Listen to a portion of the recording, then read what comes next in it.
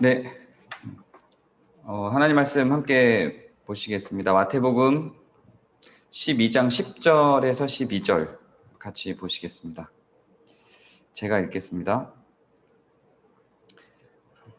한쪽 손 마른 사람이 있는지라 사람들이 이 예수를 고발하려 하여 물어 이르되 안식일에 병 고치는 것이 옳으니까 예수께서 이르시되 너희 중에 어떤 사람이 양 한 마리가 있어 안식일에 구덩이에 빠졌으면 끌어내지 않겠느냐?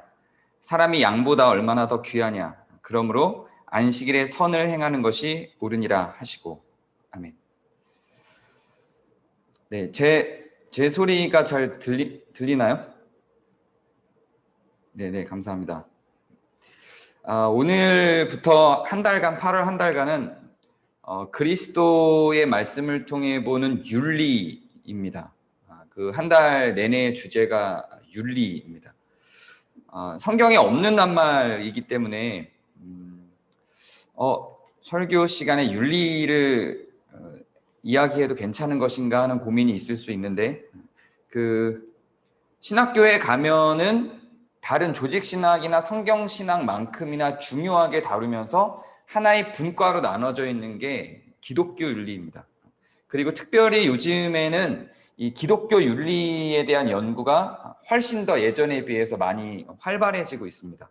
윤리라는 단어가 근래에 사용되는, 여기서 근래라고 하는 건 이제 성경에 나타나지 않은, 그 시대에 사용하지 않는 말이라서 좀 성경 같지 않은 느낌이 있지만 사실은 신학적인 분과에서는 매우 중요한 위치를 차지하고 있는 분과이고 학자들이, 목회자들이 그만큼 중요하게 다루고 연구하고 있는 부분이라면 당연히 성도들도 공유되어야 하고 고민해야 될 부분들이 있다고 생각합니다.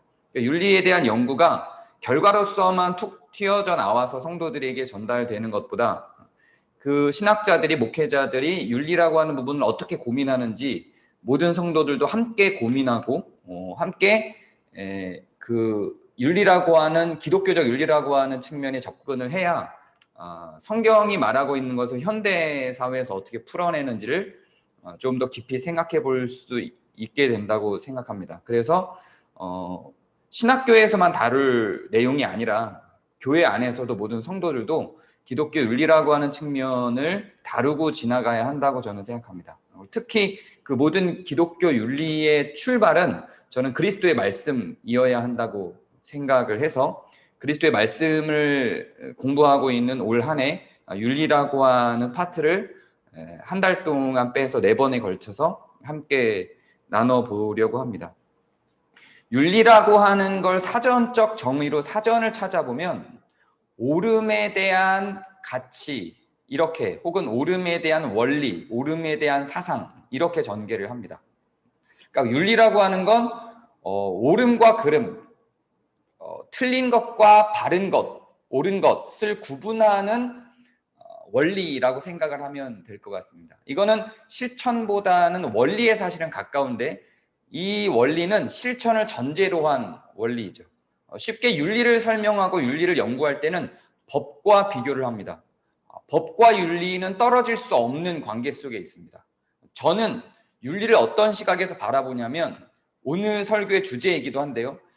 성경은 사실상 법을 가지고 계속 이야기를 합니다. 특히 구약은 법적인 문제로만 끊임없이 이야기를 하죠. 무엇을 말하든지 간에 법의 잣대를 가지고 옵니다. 모세가 만들어 놓은 법을 대화의 주제로 삼습니다. 모세가 만들어 놓은 법이 대화의 기준이 됩니다. 그게 구약의 방식입니다. 선지자들이 설교하는 내용도 전부 다 모세의 율법을 근거로 해서, 그 법을 근거로 해서 너희는 왜 이 법을 지키지 않느냐라고 선언을 하면서 가르칩니다. 그런데 예수님께서는 법을 어기기 시작하십니다. 그러면서 윤리적 측면을 강조하십니다. 오늘의 주제가 바로 그것을 잘 설명해주고 있는 내용이라고 저는 생각을 합니다. 이런 측면에서 다시 한번 오늘의 요절을 살펴보면 이렇습니다. 마른 손 한 사람이 있어요. 그러니까 병든 사람이 있는 거죠. 그 병든 사람을 예수님께서 안식일에 고쳐주십니다. 그런데 그 예수님을 사람들이 고발합니다. 왜 고발하냐면 법으로서는 안식일에 일을 하면 안 되기 때문에 그렇습니다. 근데 예수님께서 안식일에 일을 한 거죠. 그러니까 그걸 고발을 했어요. 그때 예수님께서 이렇게 가르치십니다. 사람이 너희들도 양이 구덩이에 빠지면 그걸 건져내지 않느냐. 왜냐하면 그게 너희들 재산이니까. 그런데 하물며 양보다 사람이 얼마나 귀하냐. 근데 안식일에 사람을 구하는 것이, 즉 선을 행하는 것이, 여기에 선을 행하는 일이라고 써 있어요. 선을 행하는 일이 옳으니라 라고 선언을 하시죠. 여기에서 병든 사람을 고치는 일을 법이라고 이야기하지 않고 지금 제가 설명한 방식으로면 윤리적 개념이 되는 겁니다. 법에 저촉된, 법과 관련된 문제는 아닌 거예요. 그런데 선한 문제인 거죠. 선한 일을 행하는 거죠. 옳은 일이에요. 그런데 이것이 법에 저촉되고 있는 상황 속에 예수님이 있으신 겁니다. 그러니까 이런 딜레마에 빠지는 거죠. 윤리적일 것이냐, 법적일 것이냐, 법을 지킬 것이냐, 윤리적인 사람이 될 것이냐, 선한 일을 행할 것이냐, 법을 지킬 것이냐 하는 문제 속에 빠지는 겁니다. 우리는 크리스찬으로서, 성도로서 살아가다 보면 이런 문제에 수도 없이 직면하게 됩니다. 법을 지켜야 할 것인가, 옳은 일에 설 것인가 하는 일들은 우리의 삶 속에서 계속 발생을 하게 됩니다. 법과 윤리의 관계는 이렇듯 애매한 지점일 때가 많습니다. 윤리가 그대로 법으로 잘 드러날 수 있다면 고민의 여지가 그만큼 줄어들겠죠. 그냥 법만 잘 지키면 되는 거죠.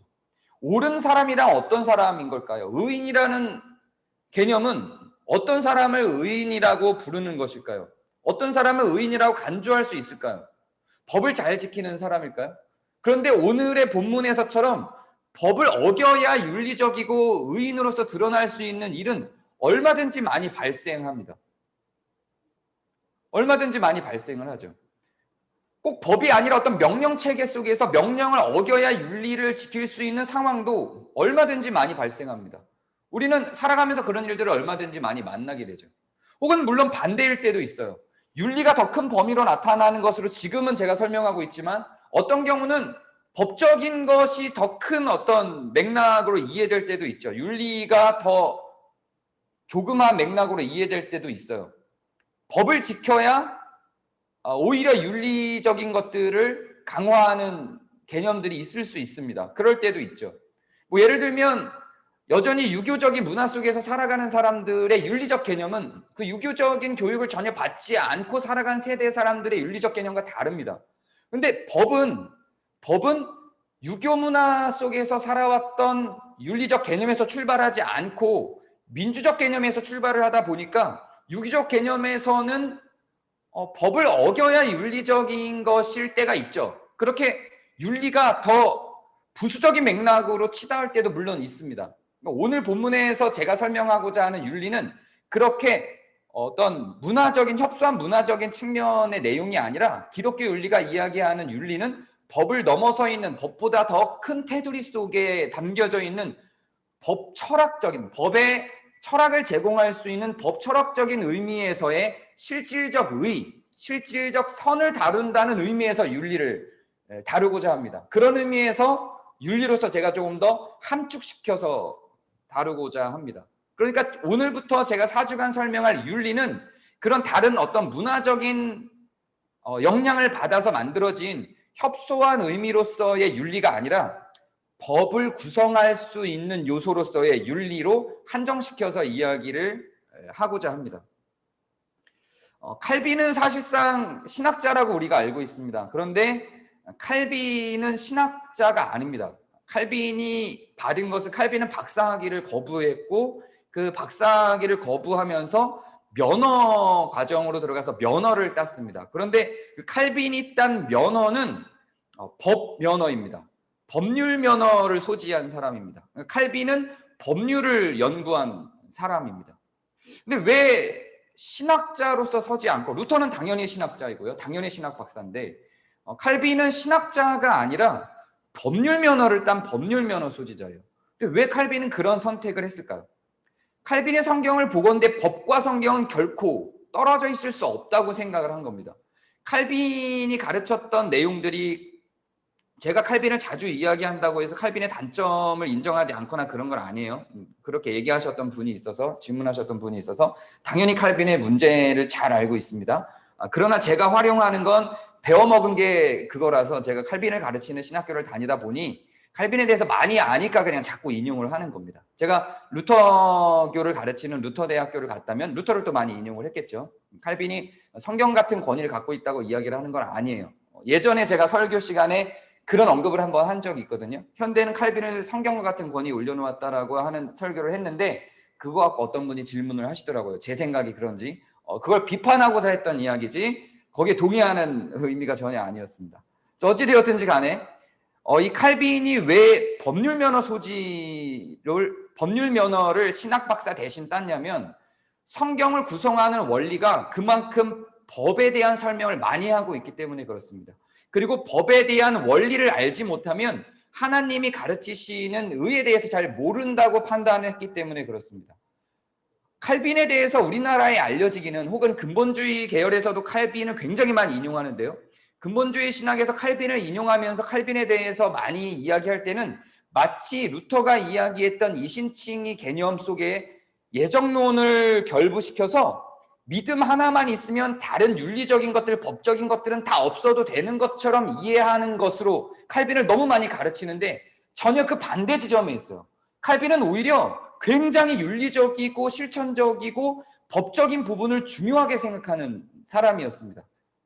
그 사람은 자기의 연구 과정이나 그 사람의 논문들의 양 속에도 그 사람이 갖고 있는 면허를 생각해봐도 신학적인 면허가 아니라 법률 면허를 딴 것을 보면 확인해 볼 수 있고 그 논문의 양에 있어서도 법을 구약에 나타난 신약에 나타난 법을 연구하는 것들을 확인해 볼 때 칼빈이 어디에 더 많은 관심을 가졌는지를 알 수 있어요. 그런데 우리나라에 소개되고 있는 칼빈, 우리나라에 소개되고 있는 장로교는 완전히 다른 개념으로 소개가 되고 있죠.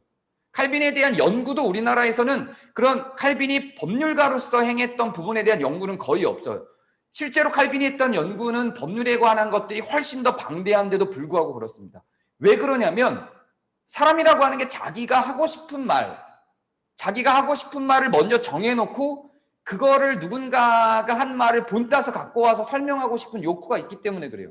그래서 칼빈이 방대하게 많은 이야기를 했고 믿음에 대한 부분들도 물론 이야기했는데 그래서 칼빈이 이야기했던 믿음에 대한 부분들만 따와서 자꾸만 설교를 하니까 마치 칼빈이 루터의 이신칭의를 조금 더 예정론과 결부시켜서 루터의 이신칭의보다 더 실천적인 부분들을 제외하고 구원파적인 그런 믿음만 있으면 구원받는 방식으로 칼빈을 이용하려고 하는 사람들이 굉장히 많습니다. 그런데 전혀 그렇지 않아요. 칼빈은 삶에 대해서, 일상에 대해서, 실천에 대해서 매우 많이 강조했고 그렇기 때문에 그는 신학자가 아닌 법률 면허 소지자가 되었던 것입니다. 그는 이런 방식으로 법을 연구를 했습니다. 이제 앞으로의 전개를 위해서 꼭 필요하다고 제가 판단돼서 좀 이런 성경에 있지 않은 내용을 이해시키려고 하는데요. 이게 이해가 되면 왜 제가 이 얘기를 하는지 아마 알 수 있을 겁니다. 어떻게 칼빈의 논문들을 쭉 살펴보면 그 법률에 관련된 논문들을 살펴보면 어떻게 법을 연구했냐면 이렇게 연구를 했어요. 법은 어떻게 만들어질까요? 어떻게 법이 생겨날까요? 법을 어떻게 구성할까요? 그냥 법이 아무렇게나 그냥 툭 하고 나타나지는 않죠. 그렇게 나타나지 않아요. 법은 법 철학이라고 하는 개념이 있어야 법이 등장합니다. 법을 구성하기 위해서는 그 법을 구성하기 위한 어떤 준거 틀이 있어야 돼요. 어떤 개념이 먼저 서야 법을 구성합니다.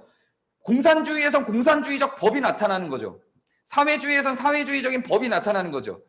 민주주의에선 민주주의적인 법이 나타나는 겁니다. 자본주의적 이념에서는 자본주의적인 법이 나타나죠. 법을 세우려면 그 이전에 개념 체계가 먼저 있어야 되는 겁니다. 어떤 생각이 있어야, 어떤 개념이 있어야 법을 만들 수 있어요. 이 개념이 없이는 법을 만들 수가 없습니다. 우리나라 헌법도 당연히 어떤 사상과 이념이, 이데올로기가, 어떤 개념이 먼저 서 있었고 그 개념을 토대로 법을 만들었죠. 그러니까 법이라고 하는 거는 모든 세계가 다 동일하게 공유될 수 없어요. 그 나라가 어떤 사상에 의존해 있느냐, 그 법을 만들 당시에 그것에 따라서 법은 완전히 달라질 수 있는 겁니다. 자, 그럼 우리나라의 헌법이 만들어질 때는 어떤 사상에 근거했는지를 그 헌법을 만들 당시의 이데올로기나 사상을 연구해 보면 나올 수가 있는 거죠. 조선시대 법과 지금의 법은 같을 수가 없죠. 아무리 국민을 동일하게 생각한다 해도 같을 수가 없어요. 왕정체제에서 만들어진 법은 왕이 모든 걸 결정해서 다 판단 내릴 수 있잖아요. 그런데 지금 민주주의 체제에서는 그럴 수 없죠. 당연히 이데올로기가, 당연히 생각이, 당연히 개념이, 사상이 법을 구성할 수밖에 없는 겁니다. 그런데 구약의 법이 나타났잖아요. 그럼 구약에 나타난 법은 어떻게, 어떤 개념과 어떤 사상과 어떤 철학으로 만들어진 걸까요? 칼빈은 이걸 궁금해했던 겁니다. 그러면 이제 근래에 생겨진 법은 어떤 사상에서 그 법이 만들어지는지 알 수 있잖아요. 지금 차별금지법, 소위 평화법, 평등법 이렇게 불려지는 그 차별금지법은 어떤 사상, 어떤 가치에서 만들어졌는지 그 법을 구성하기 위해서 먼저 그 사상과 차별금지법을 만들어낼 수밖에 없는 배경과 환경과 철학을 먼저 알게 되죠. 그것이 그 문화가, 그 철학이, 그 생각이, 그 사상이 우리나라에 먼저, 우리나라 국민들한테 먼저 통용되는 가치여야 차별금지법이 나타날 수 있겠죠. 그러니까 근래의 현 시대에 만들어진 법에 대해서는 우리가 굳이 이 법을 구성한 철학이 뭔지를 공부할 필요가 없어요. 연구할 필요도 없고 알아낼 필요도 없어요. 왜냐하면 우리가 이미 갖고 있는 이데올로기니까, 우리 시대의 주류에 서 있는 개념이고 사상이니까 그걸 굳이 연구할 필요 없죠. 그런데 구약에 있는 법을 만들 때의 그 사상, 그 개념, 그 철학은 뭐였을까? 칼빈은 이걸 궁금해했던 겁니다. 그러면 어떻게 해야 구약 시대에 나타나 있는 법 철학을 알 수 있을까요? 그래서 칼빈은 법률학자가 돼서 구약에 있는 법 조항들을 하나하나 연구한 거예요. 역으로 올라가는 거죠. 그래서 구약에 있는 법들을 하나하나 다 연구를 해서 그걸 전부 다 카테고리화를 한 겁니다. 그 구약에 나타난 법들을. 그래서 칼빈의 십계명 설교가 지금도 대부분의 목사님들이 설교를 할 때 루터의 십계명을 참고하지 않아요. 찌빙글리의 십계명을 참고하지 않습니다. 칼빈의 십계명을 참고합니다. 그럼 교파 교단을 넘어서서 십계명 설교를 할 때는 칼빈의 십계명을 다 봅니다. 대부분의 99%의 목사님들, 신학자들이 다 그래요. 왜냐하면 그만큼 법에 대해서 칼빈이 탁월하기 때문에 그렇습니다. 칼빈은 신학자가 아니라 법률학자였거든요. 그러니까 법률에 대해서 해박했고 법률에 대한 통찰과 관심이 많았기 때문에 십계명에 대한 설교를 하려면 칼빈의 십계명을 다 사서 읽어요. 꼭 장로교 목사만이 아니더라도 그래요. 웨슬레를 공부하는 감리교나 성결교에서도 마찬가지로 십계명을 연구할 때는 칼빈의 십계명 설교를 뽑아서 봅니다. 그만큼 십계명뿐만 아니라 구약에 있는 칼빈의 논문들에는 구약에 있는 그 법조항 하나하나를 다 논문으로 만든 거예요. 그래서 그 법조항들을 다 카테고리화를 하죠. 그래서 역으로 그 법을 만들 때의 철학이 무엇인가를 공부하는 거예요. 그게 칼빈이 연구해낸 방법입니다. 그런데 칼빈이 그렇게 연구 안 해도 됐었어요. 그래서 칼빈이 내린 결론은 구약에 나타난 법 철학은 예수님이 이미 말씀하셨다였어요. 웃기죠? 칼빈이 평생의 작업이에요. 칼빈이 평생의 작업을 통해서 내린 결론은 예수님이 말씀하셨다예요. 제1계명, 제2계명에 나타나잖아요. 하나님을 사랑하고 이웃을 사랑하라가 구약 전체의 법을 연구한, 평생에 걸쳐서 그 법을 연구한 칼빈이 내린 결론입니다. 그러면 이렇게 생각할 수 있죠. 그냥 예수님의 말이 맞다고 선언하면 되지. 왜 그걸 굳이 그런 작업을 했지? 그걸 증명하는 작업이었던 것 같아요. 제 생각에는. 칼빈이 그렇게 귀납적으로 법을 하나하나 다 연구해서 그런 결론에 이르렀는지, 혹은 예수님이 이렇게 말씀하신 걸 증명하기 위해서 법조항 하나하나를 그렇게 비교해서 연구를 해냈는지는 모르겠어요. 저는 칼빈의 마음은 모르겠지만 결과적으로는 그런 거예요. 그래서 결국은 법 철학이라는 개념이 존재를 할 때 구약에 나타난 율법의 법 철학은 예수님이 나타나서 선언하신 그 내용이에요. 하나님을 사랑하고 이웃을 사랑하는 그것이 성경이 담고 있는 법 철학입니다. 그래서 모든 성경에 나타난 법은 이 두 계명을 시작으로 출발하는 거예요. 이거는 하나님의 철학이기도 한 거예요. 하나님의 생각이시기도 한 거예요. 하나님은 이걸 위해서 모든 법적 요소들을 다 만들어낸 거죠. 그래서 법들은 서로 충돌할 수밖에 없는 구조 속으로 들어갑니다. 심지어는 칼빈도 이 연구를 굉장히 중요하게 생각했는데요. 구약의 성경에 나타나 있는 법들끼리도 충돌을 해요. 상황과 상황이 달라요. 그래서 그 상황마다 충돌하는 법들이 법 안에서도 생겨요. 구약에 있는 율법들끼리도 그렇게 충돌을 합니다. 지금 우리가 살면서도 그런 충돌들은 얼마든지 일어날 수 있죠. 제가 뭐 우리나라 법을 잘 모르지만 예를 들면 민법에서 얘기하는 것과 형법에서 얘기하는 것이 서로 충돌할 수 있는 지점들을 발견할 수 있게 되죠. 그러니까 당연히 변호사도 있고 검사도 있지 않겠어요? 그리고 그런 것들이 충돌할 때는 그 판단을 내리는 게 점점 더 상위법으로 가겠죠. 그래 결국 헌법까지 가겠죠. 그래서 헌법이 뭘 얘기하느냐를 논하게 되겠죠. 거기에 법 철학이 들어가는 거예요. 혹은 시대가 바뀌어서 민법과 형법으로 만들어낸 이 우리와 더 직접적인 연결고리를 갖고 있는 그런 법들이 더 중요하다고 판단되는 어떤 지점들이 생겨날 거예요. 시대가 흐르면. 그럴 때는 그 법을 더 중요하게 만들기 위해서 헌법을 바꾸기도 해요. 헌법을 개정해야 되는 순간들이 오기도 하죠. 그래서 헌법 개정에 대한 이야기가 지금 우리 시대에도 계속 나타나죠. 그런 원리들인 거예요. 법들끼리도 충돌을 해요. 그럴 때 우리는 어떻게 할 것인가?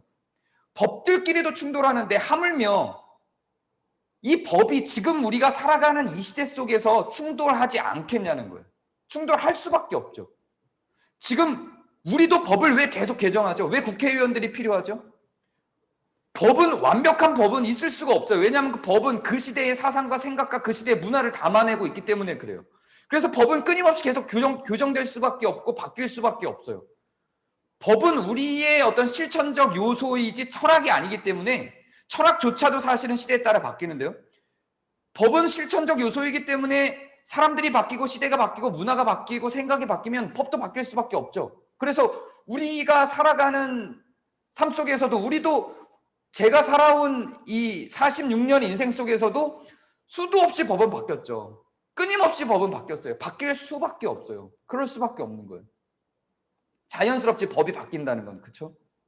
자, 그러면 이제 지금부터 제가 할 이 말을 하면 또 많은 사람들이 이제 우리 교회는 이제 안 그런 것 같아요. 우리 교회 분들은. 근데 외부에서 이걸 이야기하면 또 많은 분들이 공격을 하기도 해요. 특히 근본주의에서 많이 공격을 하는데요. 그러면 구약시대로 한번 돌아가 보자고요. 구약시대로. 구약시대의 법들은 어떨까요? 이미 많이 폐지됐죠. 근데 어떤 원리에서 왜 구약의 법들이 폐지됐는지를 몰라요. 그러니까 어떤 법은 폐지가 되고 어떤 법은 폐지가 안 된 채로 그냥 살아가게 되는 거예요.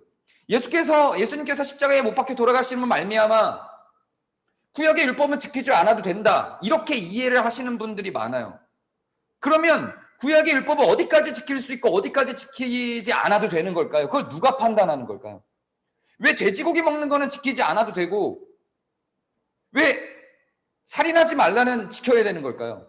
왜 그런 걸까요? 누가 그걸 판단하는 힘이 있는 걸까요? 누가 어떤 권위로 어떤 권력으로 그걸 판단할까요? 어떤 경우는 주일 성수는 구약시대의 율법대로 그대로 지키던 세대 속에서 우리는 살아가고 있었죠.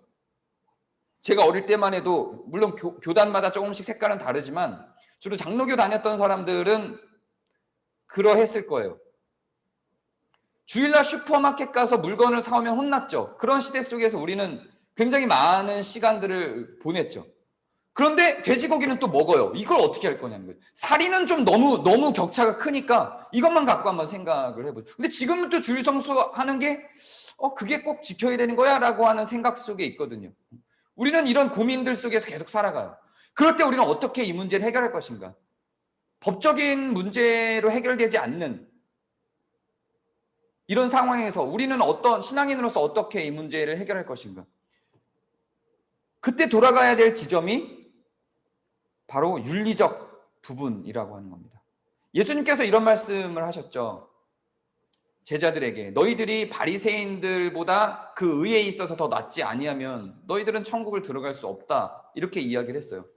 저는 이 부분도 물론 저는이라고 하는 것은 이미 다른 신학자들이 연구해 놓은 거에 동의한다라는 의미였어요. 제가 동의하는 바는 이런 의미예요. 제가 만들었다는 게 아니에요. 이 이론을. 제가 동의하는 바는 저는 그렇게 생각해요.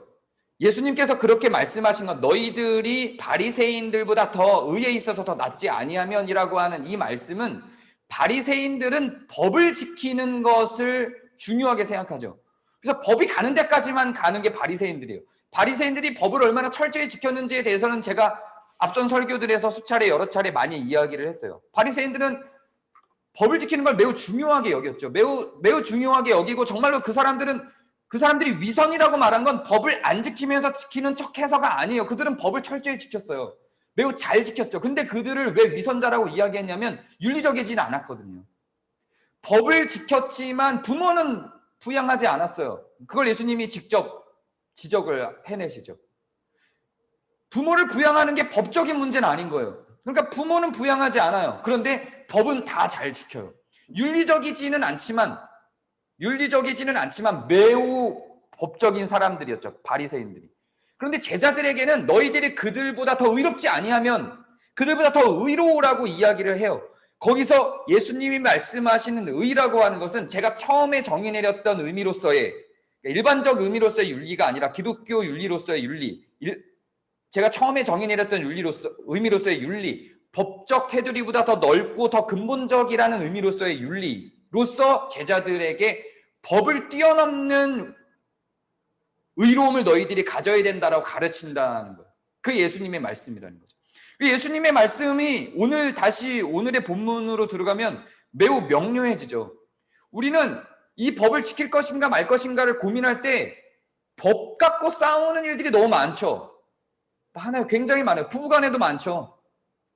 그리고 교회 내에서도 많아요. 저희 교회에서도 많죠. 규약 갖고 계속 이야기를 하죠. 어떤 분들은 또 이렇게 이야기를 하기도 해요. 규약이 느슨할수록 좋다. 어떤 분들은, 저 같은 경우는 규약이 좀 꼼꼼한 게 좋다 이야기를 하죠. 규약 갖고 이야기를 해요.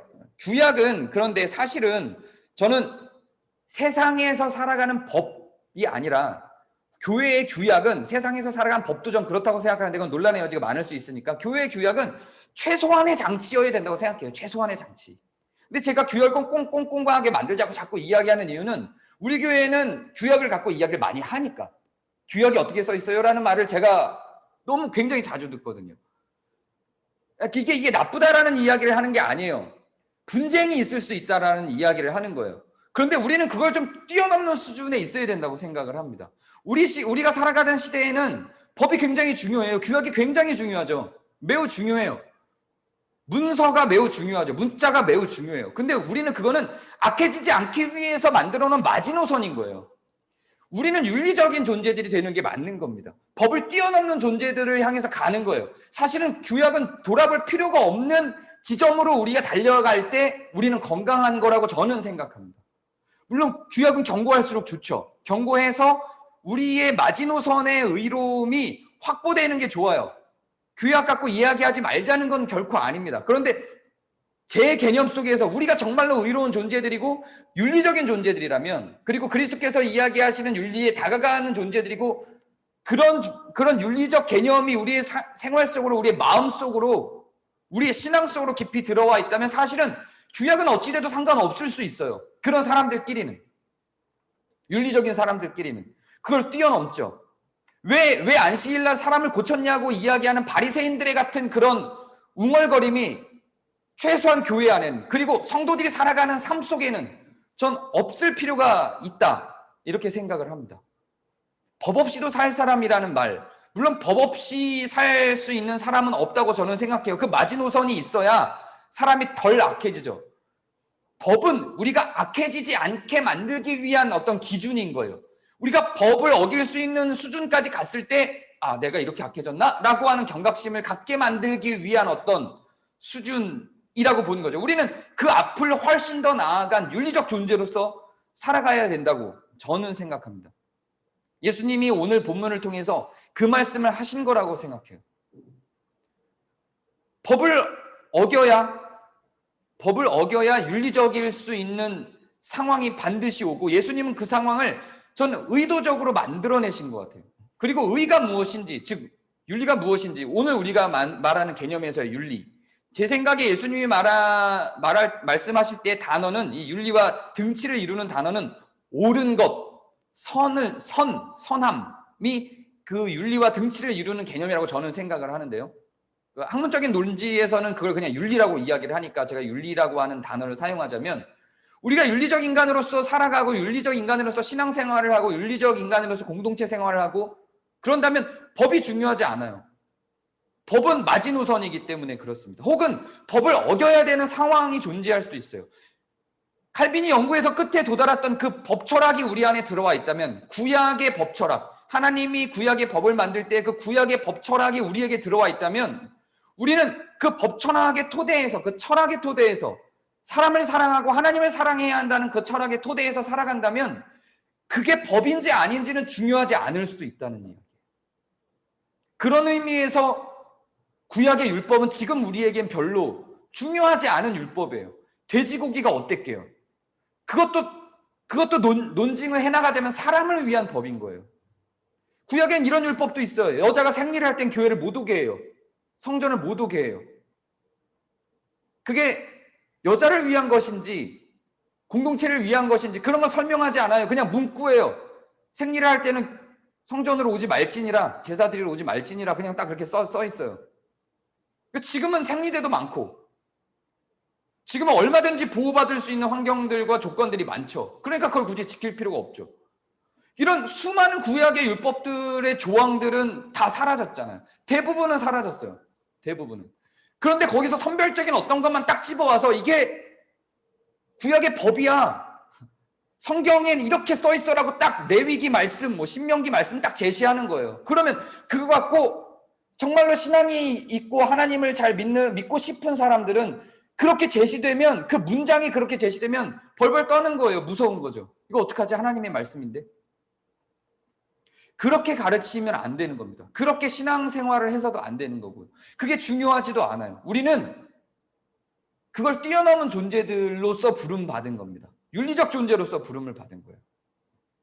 그래서 하나님을 생각하고 사람을 생각하는 게 뭔지를 고민하면 사실은 대부분의 문제들을 해결해요. 우리가 어떤 기억을 떠올려 갖고 오고 어떤 법적인 요소를 떠올려 갖고 오고 서로 간의 약속을 떠올려 갖고 오고 그걸로 인해서 충돌하고 따지고 하는 그 과정들은 사실은 다 이걸 망각하고 상실한 데서 오는 경우들인 상황이 대부분이에요.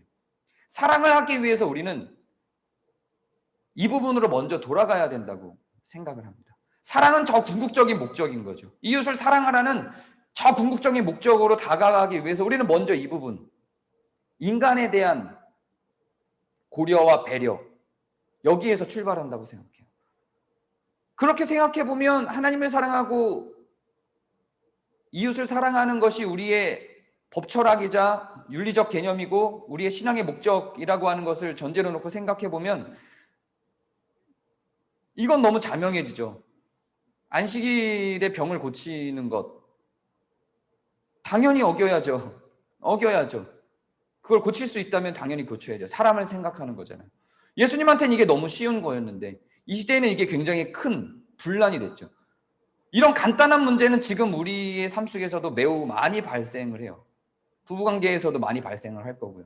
사람을 생각한다면, 사람을 사랑한다면 공동체에서도 많이 발생을 하죠. 법을 만들 때도 많이 발생을 하죠. 제가 어떤 법을 이야기하는지 아마 아실 거예요. 차별금지법이라고 하는 개념이 우리한테 들어왔어요. 그거를 반대할 거냐 찬성할 거냐, 그럼 그 법을 한번 읽어보는 거예요. 내가 갖고 있는 법철학에, 내가 갖고 있는 윤리적 사고에 맞는지. 성경에 나타난 어떤 한 줄, 레위기에 있는 어떤 한 줄의 문구가 아니라 정말로 사람을 생각하고 만든 법인지 그거를 읽어보면 알 수 있죠. 너무 자연스럽게 알 수 있는 거죠. 너무 당연한 거예요. 회의를 할 때도 마찬가지예요. 부부간의 대화를 할 때도 마찬가지고요. 어떤 약속을 했느냐, 물론 약속을 지켜야죠. 너무 당연한 거죠. 근데 그 이면에 내가 사람을 생각하고 있는가를 고민하면서 나아갈 땐 너무 당연하고 자명한 선택들이 우리 앞에 펼쳐지게 되는 겁니다. 용어는 성경적인 용어는 아니지만 그래서 저는 신앙인이란, 그리스도인이란 법을 넘어선 윤리적 존재로서 부름받은 자들이라고 생각합니다. 그럼 우리는 윤리적 존재로서 부름받아서 윤리적 존재로서 살아갈 수 있는가라고 질문을 할 때 그럴 수 없다고 성경은 이야기를 하는 거예요. 그래서 법이 필요한 거예요. 기본적으로는. 그 뒤로는 물러서지 않게 하기 위해서. 그러나 우리의 지향점은 윤리적 존재로서의 선택들을 하고 그 삶을 살아가는 지향점은 갖고 있는 겁니다. 그리고 그걸 돕는 이가 바로 성령님이시며 그 목표 지점을 설정해 주시는 게 바로 그리스도의 말씀인 거고, 그런 근거를 마련해 주셔서 우리가 그 일을 할 수 있는 신분으로 만들어 주신 게 예수 그리스도의 십자가의 사역인 거고, 이 모든 것들을 구성하시고 섭리하신 게 하나님이신 겁니다. 우리의 신앙은 그런 거예요. 그래서 그 큰 거대한 구조의 원리 속에서 우리는 사실상 신앙인으로서의 최종 목표는 윤리적 인간이 되는 것, 법을 뛰어넘는 인간이 되는 것, 정말로 법이 없어도 법과 상관없이 혹은 법이 있어도 법과 상관없이 살아갈 수 있는 존재가 되는 것입니다.